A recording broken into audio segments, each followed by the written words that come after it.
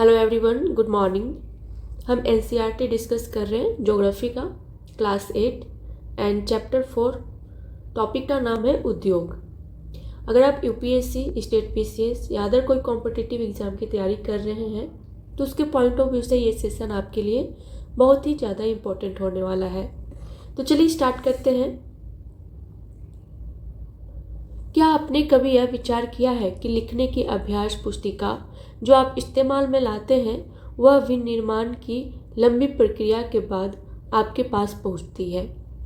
इसके जीवन की शुरुआत वृक्ष से होती है, उसे काटा जाता है और लुगदी मिल तक ले जाया जाता है। वहाँ वृक्षों की लकड़ी को संसाधित एवं काष्ठ लुगदी में परिवर्तित किया जाता है।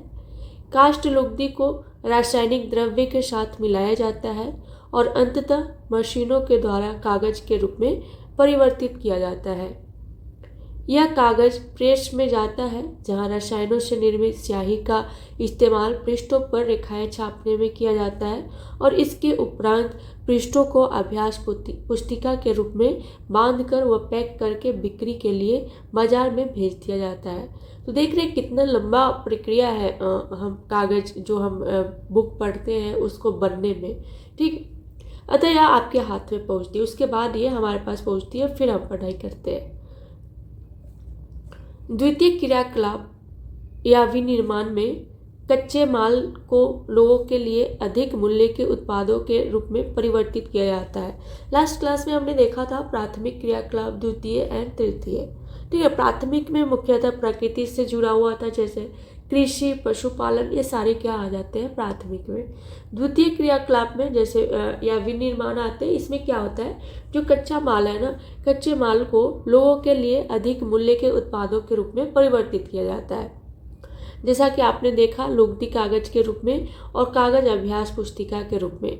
ये विनिर्माण प्रक्रिया के दो चरणों को प्रदर्शित करते हैं। ठीक, उद्योग का संबंध आर्थिक गतिविधि से है जो कि वस्तुओं के उत्पादन, खनिजों के निष्कर्षण अथवा सेवाओं की व्यवस्था से संबंधित है। इस प्रकार लोहा और इस्पात उद्योग वस्तुओं के उत्पादन से संबंधित है। कोयला खनन उद्योग कोयले को धरती से निकालने से संबंधित है तथा पर्यटन जो है वो सेवा देने से संबंधित उद्योग है। अब हम जानेंगे उद्योगों के वर्गीकरण के बारे में जानेंगे।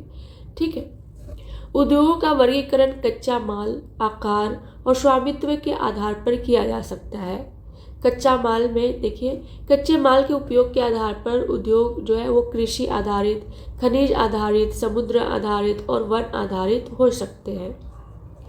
कृषि आधारित उद्योग के बारे में देखते हैं तो कृषि आधारित उद्योग जो है वो कच्चे माल के रूप में वनस्पति और जंतु आधारित उत्पादों का उपयोग करते हैं। ठीक, खाद्य संसाधन, वनस्पति तेल, सूती वस्त्र, डेयरी उत्पाद और चर्म उद्योग कृषि आधारित उद्योगों के उदाहरण हैं। तो अगर आपसे कोई पूछे कि कृषि उद्योग आधारित उद्योग कौन सा है तो आप आसानी से अयोग्य आप बता पाएंगे। नेक्स्ट है खनिज आधारित उद्योग। प्राथमिक उद्योग है जो खनिज अयस्कों का उपयोग कच्चे माल के रूप में करते हैं। इन उद्योगों के उत्पाद अन्य उद्योगों का पोषण करते हैं। अयस्क से निर्मित लोहा जो है वो खनिज आधारित उद्योग का उत्पाद है। यह कई अन्य उत्पादों के विनिर्माण के लिए कच्चे माल के रूप में प्रयुक्त किया जाता है, जैसे भारी मशीनों, भवन निर्माण सामग्री तथा रेल के डब्बे बनाने में। नेक्स्ट है समुद्र आधारित उद्योग। सागरों और महासागरों से प्राप्त उत्पादों का उपयोग कच्चे माल के रूप में करते हैं। समुद्री खाद्य प्रसंस्करण उद्योग और मत्स्य तेल निर्माण इसके कुछ उदाहरण हैं। नेक्स्ट है वन आधारित उद्योग। वनों से प्राप्त उत्पाद का उपयोग कच्चे माल के रूप में करते हैं। लुगदी एवं कागज, औसत रसायन, फर्नीचर और भवन निर्माण जो है वो वनों से संबंधित उद्योग है। ठीक है, तो यहाँ हमने अलग अलग टाइप के उद्योग देखा, जैसे कृषि आधारित उद्योग, खनिज आधारित उद्योग, समुद्र आधारित उद्योग और वन आधारित उद्योग। अब हम जानेंगे आकार के बारे में। उद्योग का आकार का मतलब क्या है? उद्योग का आकार का तात्पर्य है कि निवेश की गई पूंजी की राशि, कितना हम उद्योग में निवेश किए हैं, नियोजित लोगों की संख्या और उत्पादन की मात्रा से है। आकार के आधार पर उद्योगों को दो भागों में बांटा जा सकता है। कौन कौन सा? फर्स्ट है लघु आकार के उद्योग एंड सेकंड है बृहद आकार के उद्योग। कुटीर या घरेलू उद्योग छोटे पैमाने के उद्योग हैं जिसमें दस्तकार के द्वारा उत्पादों का निर्माण हाथ से होता है। टोकरी बुनाई, मिट्टी के बर्तन और अन्य हस्त निर्मित वस्तुएं कुटीर उद्योगों के उदाहरण हैं। बड़े पैमाने के उद्योग जो बड़ी मात्रा में वस्तुओं का उत्पादन करते हैं उनकी तुलना में छोटे पैमाने के उद्योग कम पूंजी और प्रौद्योगिकी का उपयोग करते हैं। ऑफकोर्स छोटे पैमाने का उद्योग है वो कम पूंजी और प्रौद्योगिकी का उपयोग करेंगे। बड़े पैमाने के उद्योग में पूंजी का निवेश अधिक और प्रयुक्त प्रौद्योगिकी उच्च स्तरीय होती है। रेशम बुनाई, खाद्य प्रक्रमण उद्योग लघु पैमाने के उद्योग हैं। ऑटोमोबाइल और भारी मशीनों का उत्पादन बड़े पैमाने के उद्योग हैं। ठीक, यहाँ देखिए चित्र में आपको दिखाया जा रहा है कि मखाने के खाद्य प्रक्रम की अवस्था, जो मखाना आप खाते हैं ना उसका किस तरीके से पहले तो इसकी खेती होती है इस तरीके से, फिर इसको ले जाते हैं और ये मखाना है, फिर इसको पैकिंग करते हैं। ठीक है, तो इसको आप देख सकते हैं। नेक्स्ट है स्वामित्व। स्वामित्व के आधार पर उद्योगों को निजी क्षेत्र, राज्य स्वामित्व अथवा सार्वजनिक क्षेत्र, संयुक्त क्षेत्र और सहकारी क्षेत्र में वर्गीकृत किया जा सकता है। निजी क्षेत्र के उद्योगों का स्वामित्व और संचालन या तो एक व्यक्ति द्वारा या व्यक्तियों के समूह द्वारा किया जाता है। सार्वजनिक क्षेत्र के उद्योगों का स्वामित्व और संचालन सरकार द्वारा होता है, जैसे हिंदुस्तान एरोनॉटिक्स लिमिटेड और steel authority of India limited. ठीक है, संयुक्त क्षेत्र के उद्योगों का स्वामित्व और संचालन राज्यों और व्यक्तियों अथवा व्यक्तियों के समूह द्वारा होता है। मारुति उद्योग लिमिटेड जो है वो संयुक्त क्षेत्र के उद्योगों का एक उदाहरण है। सहकारी क्षेत्र के उद्योगों का स्वामित्व और संचालन कच्चे माल के उत्पादकों या पूर्तिकारों, कामगारों अथवा दोनों द्वारा होता है। आनंद मिल्क यूनियन लिमिटेड एवं सुधा डेयरी सहकारी उपक्रम के उदाहरण है। ठीक, इस चित्र में देखिए आपको दिखाया गया है सहकारी क्षेत्र में सुधा डेयरी। अब हम जानेंगे उद्योगों की अवस्थिति को प्रभावित करने वाले कारक क्या क्या है। कारक जो कि उद्योगों को अवस्थिति को प्रभावित करते हैं। वे कारक जो उद्योगों की अवस्थिति को प्रभावित करते हैं वे कच्चे माल की उपलब्धता, भूमि, जल, श्रम, शक्ति, पूंजी, परिवहन और बाजार है। उद्योग उन्हीं स्थानों पर केंद्रित होते हैं जहां इनमें से कुछ या ये सभी कारक आसानी से उपलब्ध होते हैं। कभी कभी सरकार कम दाम पर विद्युत उपलब्धता, कम परिवहन लागत तथा अन्य अवसंरचना जैसे प्रोत्साहन प्रदान करती है ताकि पिछड़े क्षेत्रों में भी उद्योग स्थापित किया जा सके। औद्योगिकरण से प्रायः नगरों और शहरों का विकास एवं वृद्धि होती है। ठीक है, यहाँ देखिए दिखाया गया है उद्योगों की अवस्थिति संबंधी कारक क्या है। कच्चा माल, श्रम, पूंजी, बाजार, जल, विद्युत, भूमि, परिवहन, संचार। अब हम जानेंगे औद्योगिक तंत्र के बारे में। औद्योगिक तंत्र में निवेश, प्रक्रम और निर्गत शामिल है। निवेश में कच्चे माल, श्रम और भूमि की लागत, जल की उपलब्धता, परिवहन, विद्युत और अन्य अवसंरचना शामिल है। प्रक्रम में कई तरह के क्रियाकलाप शामिल हैं जो कच्चे माल को परिष्कृत माल में परिवर्तित करते हैं। निर्गत अंतिम उत्पाद और इससे अर्जित आय है। सूती वस्त्र उद्योग के संदर्भ में कपास, मानव श्रम, कारखाना और परिवहन लागत निवेश हो सकते हैं। ठीक है, परिवहन जो है वो लागत निवेश हो सकते हैं। प्रक्रमों में ओटाई, कटाई, बुनाई, रंगाई, छपाई शामिल है। कमीज जिसे आप पहनते हैं वह उत्पादन है। ठीक, अब हम जानेंगे औद्योगिक प्रदेश के बारे में। औद्योगिक प्रदेश का विकास तब होता है जब कई तरह के उद्योग एक दूसरे के निकट होते हैं और वे अपनी निकटता के लाभ आपस में बांटते हैं। विश्व के प्रमुख औद्योगिक प्रदेश पूर्वोत्तर अमेरिका, पश्चिमी और मध्य यूरोप, पूर्वी यूरोप और पूर्वी एशिया है। मुख्य औद्योगिक प्रदेश अधिकांशतः शीतोष्ण कटिबंधीय क्षेत्रों, समुद्री पत्तनों के समीप और विशेष तौर पर कोयला क्षेत्र के निकट स्थित होते हैं। इस चित्र में आपको दिखाया गया है कि विश्व में औद्योगिक प्रदेश। ठीक है, तो जो ब्लैक कलर का जो आपको दिख रहा है ये शेड जो दिया हुआ है ये औद्योगिक प्रदेश है, तो इसको ध्यान से आप देखिए, ठीक है। और जो आपको इस तरीके का दिख रहा है ग्रे कलर का, ये विश्व की औद्योगिक पट्टियों के नाम दिए हुए हैं।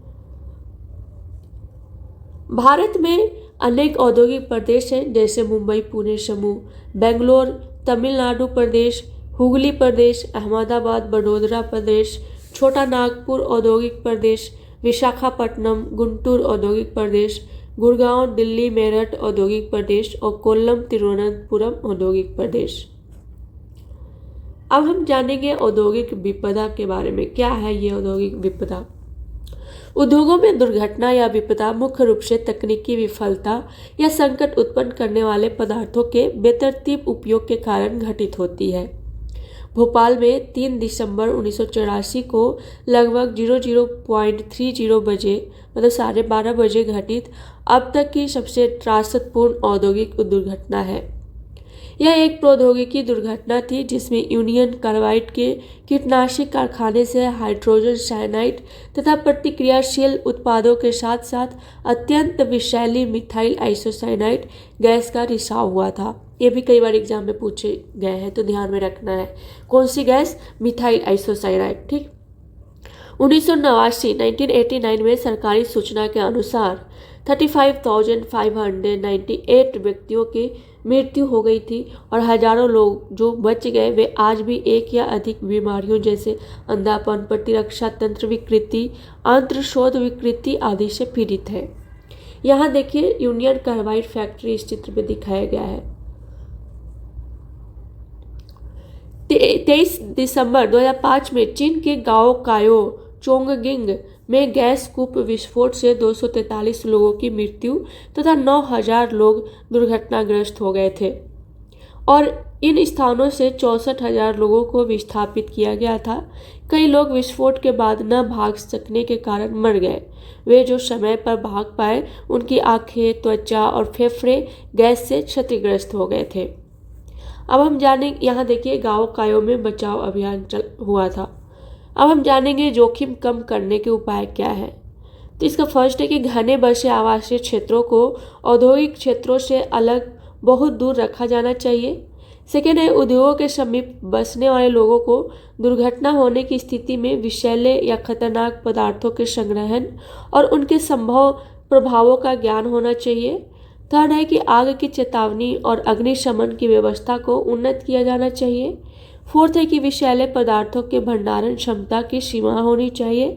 एंड फिफ्थ है कि उद्योगों में प्रदूषण नियंत्रण के उपाय को उन्नत किया जाना चाहिए। अब हम जानेंगे प्रमुख उद्योगों का वितरण के बारे में, ठीक है। तो विश्व के प्रमुख उद्योग लोहा इस्पात उद्योग, सूती वस्त्र उद्योग और सूचना प्रौद्योगिकी उद्योग हैं। लोहा इस्पात उद्योग और वस्त्र उद्योग काफ़ी पुराने उद्योग हैं, जबकि सूचना प्रौद्योगिकी उद्योग एक नया उभरता उद्योग है। वे देश जिसमें लोहा इस्पात उद्योग अवस्थित हैं जर्मनी, संयुक्त राज्य अमेरिका, चीन, जापान और रूस है। वस्त्र उद्योग भारत, हांगकांग, दक्षिण कोरिया, जापान और ताइवान में संकेंद्रित है। सूचना प्रौद्योगिकी उद्योग के मुख्य केंद्र मध्यवर्ती कैलिफोर्निया के सिलिकॉन घाटी में और भारत के बेंगलुरु प्रदेश में है, तो इसको ध्यान में रखिएगा। क्या आप जानते हैं, बॉक्स में दिया हुआ है इसको देखिए, क्या आप जानते हैं उभरते हुए उद्योग सनराइज उद्योग के नाम से भी जाने जाते हैं। इसमें सूचना प्रौद्योगिकी, स्वास्थ्य लाभ, सत्कार तथा ज्ञान से संबंधित उद्योग शामिल है। इस बॉक्स में दिया हुआ है प्रगलन। प्रगलन यह एक ऐसी प्रक्रिया है जिसमें धातुओं को उसके अयस्कों द्वारा गलनांक बिंदु से अधिक तपाकर निष्कर्षित किया जाता है। अब हम जानेंगे लोहा इस्पात उद्योग के बारे में, ठीक है। अन्य उद्योगों की तरह लोहा इस्पात उद्योग में भी बहुत से निवेश, प्रक्रम और निर्गत शामिल हैं। यह एक पोषक उद्योग है जिसके उत्पाद अन्य उद्योगों के लिए कच्चे माल के रूप में प्रयुक्त होते हैं। उद्योग के लिए निवेश में श्रम, पूंजी, स्थान और अन्य अवसंरचना के साथ साथ लौह अयस्क, कोयला और चूना पत्थर कच्चे माल के रूप में सम्मिलित हैं। लौह अयस्क से इस्पात निर्माण की प्रक्रिया में कई चरण शामिल हैं। कच्चे माल को झोंका पट्टी में रखा जाता है जहां यह प्रगलित होता है। इसके बाद यह परिशोधित होता है। प्राप्त उत्पाद इस्पात होता है, ठीक है, जो अन्य उद्योगों में कच्चे माल के रूप में प्रयुक्त किया जा सकता है। इस्पात कड़ा होता है और इसे आसानी से काटा और आकार दिया जा सकता है अथवा इससे तार बनाए जा सकते हैं। एल्यूमिनियम, निकेल, तांबा जैसी अन्य धातुओं को थोड़ी थोड़ी मात्रा में इस्पात में मिलाकर इसकी मिश्र धातुएं बनाई जा सकती है। मिश्र धातु इस्पात को असामान्य कठोरता, दृढ़ता और जंग प्रतिरोधक क्षमता प्रदान करती है। तो अब समझ में आया कि इस्पात जो है उसमें मिश्र धातु क्यों मिलाया जाता है। क्योंकि मिश्र धातु मिलाने से इस्पात क्या होता है, कठोर होता है, दृढ़ होता है और जंग प्रतिरोधक होता है। ठीक, यहाँ देखिए इस्पात उत्पादन किया जा रहा है। 8 टन कोयला, 4 टन अयस्क और 1 टन चूना पत्थर से 1 टन इस्पात बनता है। ठीक है, यहाँ देखिए चित्र में दिखाया गया है झोंका पट्टी में लौह अयस्क से इस्पात तक कैसे किया जाए। यहाँ लौह अयस्क इसमें डाला जा रहा है, ठीक है, लौह अयस्क, चूना पत्थर और कोक इसमें डाला जा रहा है और ये झोंका पट्टी है। ठीक है, और झोंका पट्टी है, यहाँ से क्या हो रहा है, ये गर्म वायु बाहर निकल रहे हैं और यहाँ से धातु मल है और ये प्रगलित लोहा यहाँ आ रहे हैं। इस्पात प्रायः आधुनिक उद्योगों का मेरुदंड कहलाता है। लगभग सारी वस्तुएं जिनका हम लोग उपयोग करते हैं वे या तो लोहा या इस्पात से बने हैं अथवा इन धातुओं से निर्मित औजारों और मशीनों से बने हैं। पोत, रेलगाड़ी, ट्रक और ऑटो अधिकांशतः इस्पात से बने हैं। यहाँ तक कि सेफ्टी पिन और सुइयाँ जिनका उपयोग आप करते हैं वे भी इस्पात से बनती है। तेलकूप इस्पात से बनी मशीनों से वेधित किए जाते हैं। इस्पात की पाइपलाइन से तेल परिवाहित किया जाता है। खनिजों का खनन जो है इस्पात के उपकरणों से होता है। कृषि के यंत्र प्रायः इस्पात के बने होते हैं। विशाल भवनों का ढांचा इस्पात का बनाया जाता है। ठीक है, 1800 ईस्वी के पूर्व इस्पात उद्योग वहाँ स्थित थे जहाँ कच्चा माल, विद्युत आपूर्ति और बहता जल आसानी से उपलब्ध थे। बाद में उद्योग के लिए आदर्श स्थिति जो है वो कोयला क्षेत्र के समीप नहरों और रेलवे के निकट थी। 1950 के बाद लोहा और इस्पात उद्योग समुद्र पतन के निकट सपाट भूमि के विशाल क्षेत्रों में केंद्रित होने शुरू हुए। ऐसा इसलिए हुआ क्योंकि इस्पात निर्माण का कार्य इस समय तक बहुत विशाल हो गया और लौह अयस्क विदेशों से आयात करना पड़ता था। ठीक है, यहाँ देखिए चित्र में दिखाया गया है लौह इस्पात उद्योग की परिवर्तनशील अवस्थिति किस तरीके से 1850 से 1950 तक की सर्वोत्तम स्थिति आपको दिखाई गई है, इस तरीके से था। ठीक है, 1800 से पूर्व सर्वोत्तम स्थिति आप देखिए, पहले 1800 से पूर्व देखेंगे।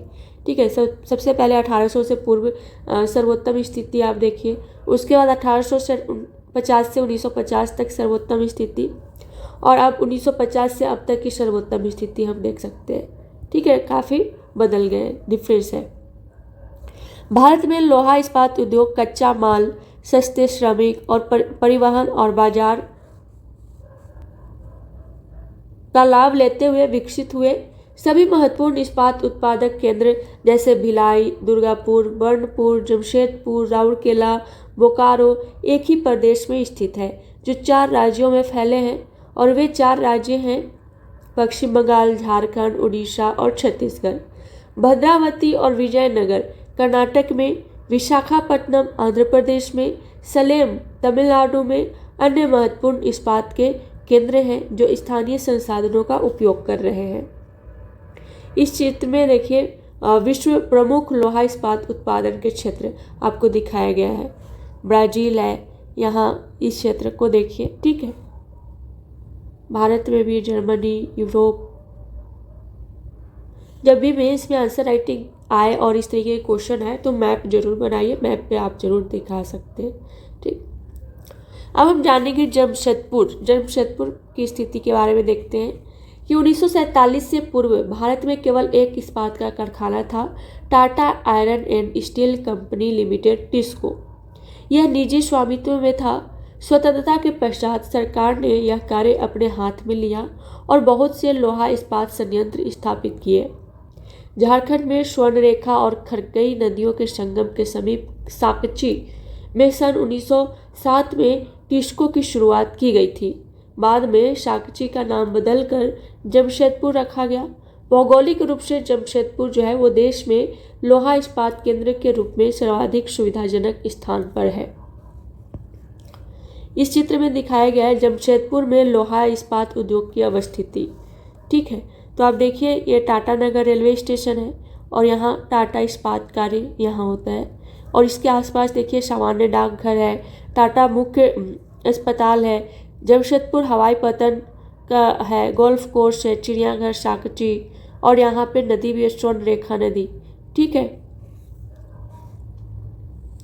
और ये जो येलो कलर की दिख रही है ये सारे क्या है, ये ऑरेंज कलर के, ये मुख्य सड़कें हैं। साकची को कई कारणों से इस्पात संयंत्र स्थापित करने के लिए चुना गया। यह स्थान बंगाल नागपुर रेलमार्ग पर काली माटी स्टेशन से मात्र 32 किलोमीटर की दूरी पर था।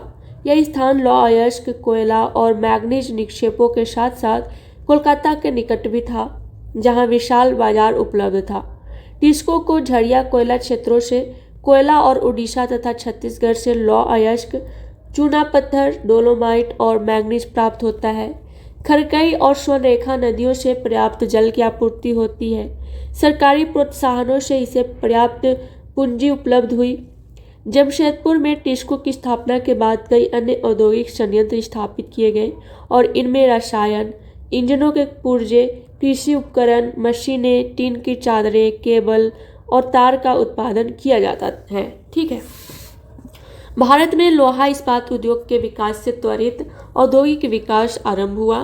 भारतीय उद्योग के लगभग सभी क्षेत्र अधिकांशतः अपने आधारभूत अवसंरचना के लिए लोहा इस्पात उद्योग पर निर्भर है। भारतीय लोहा इस्पात उद्योग में बृहत समाकलित इस्पात संयंत्रों के साथ साथ लघु इस्पात मिल भी सम्मिलित है। इसमें द्वितीयक उत्पादक, रोलिंग मिल और सहायक उद्योग भी शामिल है। तो ये तो था जमशेदपुर की बात। अब हम जानेंगे पीटर्सबर्ग। ठीक है, ये संयुक्त राज्य अमेरिका का एक महत्वपूर्ण इस्पात नगर है। पीटर्सबर्ग के इस्पात उद्योग को स्थानीय सुविधाएं उपलब्ध है।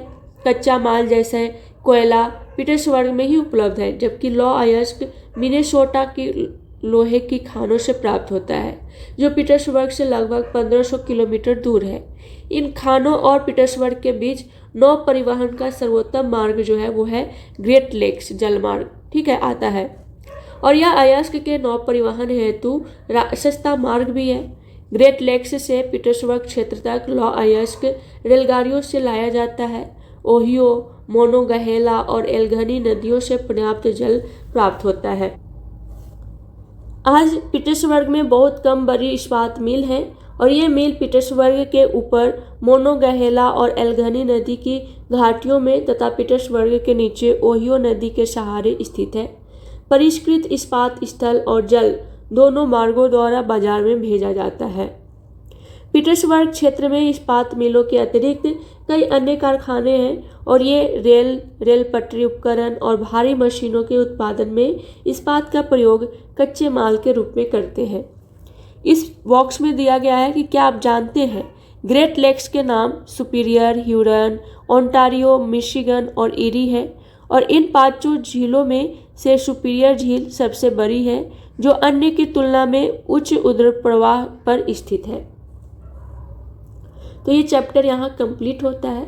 ठीक है, हमने उद्योग के बारे में जाना और दो अलग अलग कंट्री, एक इंडिया और दूसरे संयुक्त राज्य अमेरिका में उद्योग क्षेत्र मतलब नगर के बारे में जाना, एक जमशेदपुर एंड दूसरा पीटर्सबर्ग के बारे में।